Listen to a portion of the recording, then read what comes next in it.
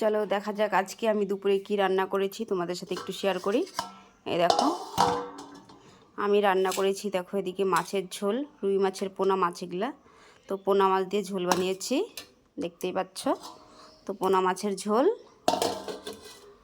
আর এদিকে করেছি তোমার মাছের মাথা দিয়ে, এটা ছিল পাঙ্গাস মাছের মাথা। তো ভাবলাম একটু পুঁই শাকের ডগা দিয়ে ভালো লাগবে, তাই আলু ঝিঙে পুঁই শাকের ডগা দিয়ে একটু পাঙ্গাস মাছের মাথা দিয়ে একটু চচ্চড়ি করেছি। দেখতেও খুব সুন্দর হয়েছে, অবশ্য খেতেও ভালো লাগে। এর আগেও আমি একবার করেছিলাম, ভালো লাগে, তার জন্য আমি করেছি।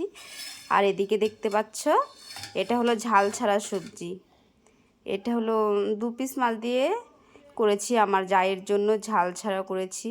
তো তোমরা তো আগের ভিডিও দেখেইছো, আমাদের বাড়িতে গুলুসোনা আসছে, তো ঝাল খেতে পারবে না, গুলুসোনার পেট ব্যথা করবে, তার জন্য ঝাল ছাড়া এই সবজিটা করেছি, শুধু ঝিঙে আর কোয়াশ দিয়ে। তো আজকে দুপুরের মেনু এই আমাদের। চলো চলো দেখাচ্ছি আমার ঘরের অবস্থা। এই মাত্র রান্না করে উঠলাম। তো দেখো সবজি কেটে এখানে পুরো করে দিয়েছি।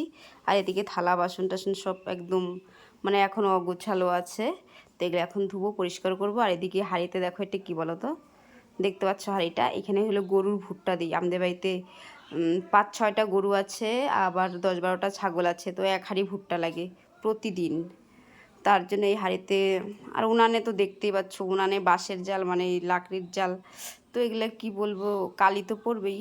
তো এখনও জল দিইনি, জল দিব, আধ হাঁড়ির মতন জল দিব, তারপর গুলিয়ে ভুট্টা দিয়ে দেবো, এক হাঁড়ি হয়ে যাবে। তো এখন এগুলো পরিষ্কার করব।